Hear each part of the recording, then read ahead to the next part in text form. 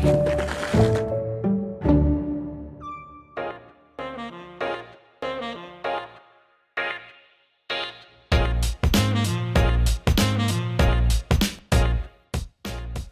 on Georgetown Local-isms, we interview area author Steve Williams about his new book, The Lost History of Howard School.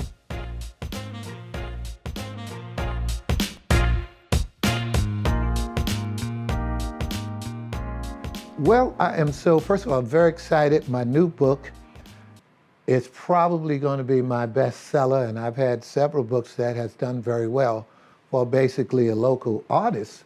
But this book is off the shelf. It's off the chains, and I'm going to tell you why. It's because not so much of me, but it's because it's Howard. Howard School is legendary. It's one of the biggest institutions, arguably the three biggest black institution in Georgetown, along with Bethel AME Church and Bethesda Baptist Missionary Church, is Howard School. Almost every person in Georgetown, every person of color, and some of other persuasions who is past 50, 55, have attended Howard. Howard is legendary. Why? Because it was for many years the only colored school, the only black school that coloreds or blacks or Negroes could go to. But that does not mean it wasn't one of the best schools around. And Howard is legendary for who's who around the state and around the country, because there are doctors and lawyers and preachers and engineers and dentists and ball players who have all come through Howard.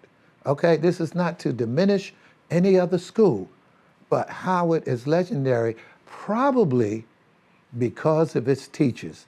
There's a great writer we all know, or most of us know, his name is James Weldon Johnson, and he is the one that penned the poem called Lift Every Voice and Sing, which is now the Negro National Anthem. But he also wrote a poem called Old Black and Unknown Bobs. And when I was a young boy, I heard my dad, who is from Georgetown, say that at least 50 times, and I didn't know what he was talking about. But I found out that that's a very, very, very poignant poem from James Weldon Johnson on the black educators and the black leaders who helped thrust our race forward at a time where, as you know, we just didn't have the same opportunities. And so the educators and the administrators at Howard's needed to be given credit for what they did, because in the back of this book, it's called When We Were Colored, and we'll talk about that in a minute. But this book talks about Howard. And so people from all over the country have been calling me saying, how could I get the book? And of course, locally, it's been doing very well. So well that in less than a month, I've already moved well over 400 copies. And I can barely keep it. Why? Not so much that they love me, but they like Howard.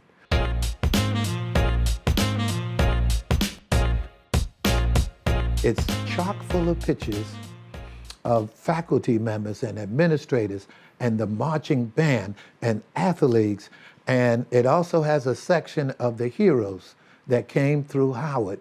Heroes in business, heroes in politics, heroes in civil rights, heroes in art, heroes in music, heroes in a number of genres. And some of them have never been given credit. Some of them have, some of them haven't. There's a lady who is a friend of mine. Many of us know her. Her name is Moselle Lawrence. She started teaching in Howard when I was primary, maybe even before I was born, way back in the 50s. And she's still living. But I don't remember reading about her in any book, and she should be given credit because she's one of those black and unknown Bobs. And then there's business people like Livingston Auto. There is Lamar's Fish and Chips. There are businesses. There are politicians like Lillian Johnson, and many people who, in my opinion, have never really been covered. And so I try to cover all of them.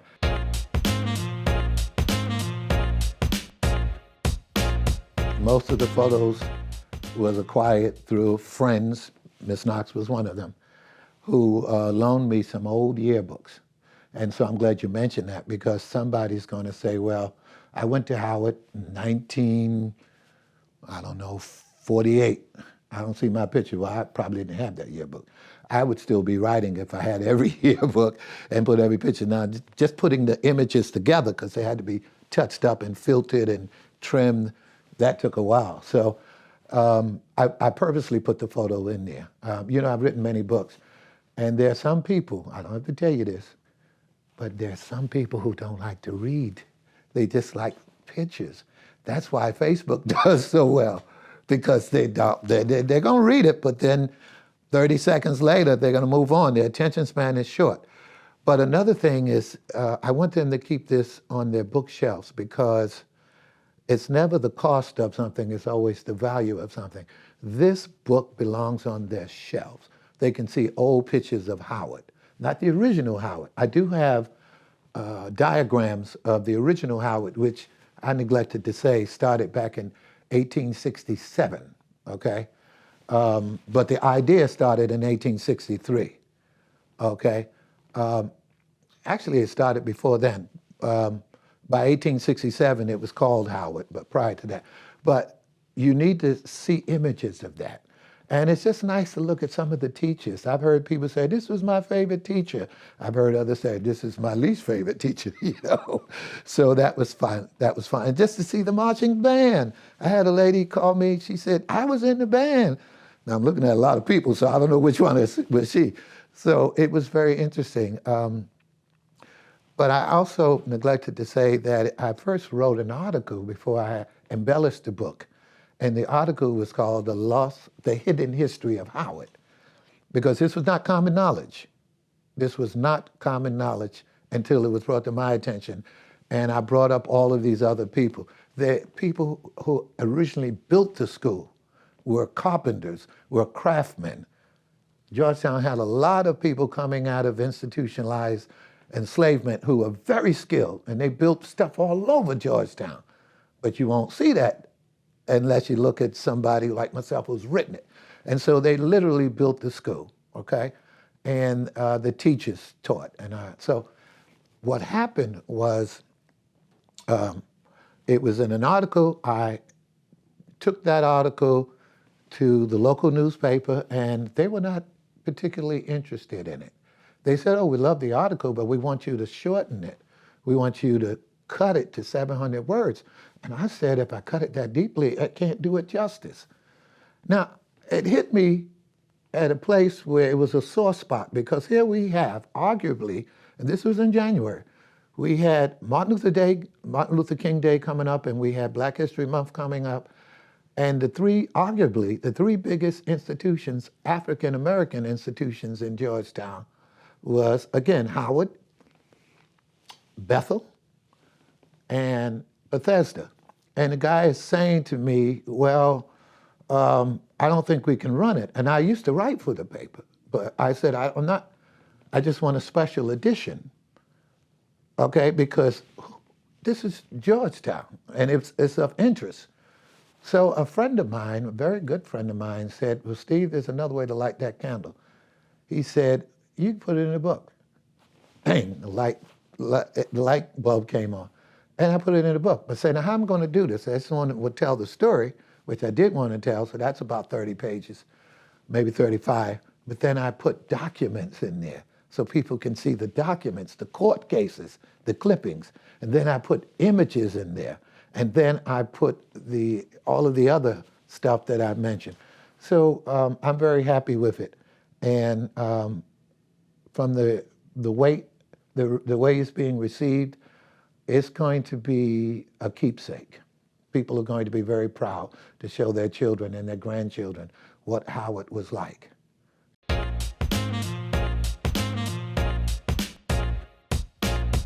The book is available. If you do not live in Georgetown, I strongly urge that you go on Amazon and some of the other booksellers and get it. All you have to do is look up Steve Williams. And if you see all this, then you know you got the right Steve Williams. Now, if you live in Georgetown, I strongly suggest that you give me a call at my phone number, which is 864 area code 346-0710. or 49. Again, 864-346-0749.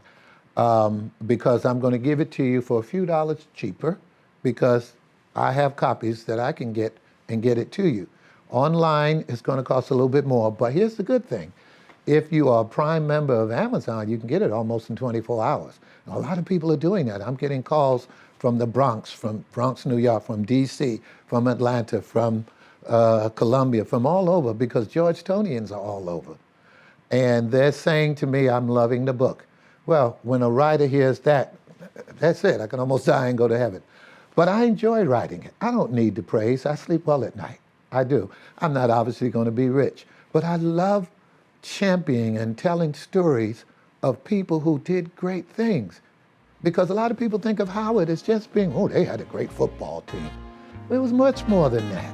Much, much, much more than that.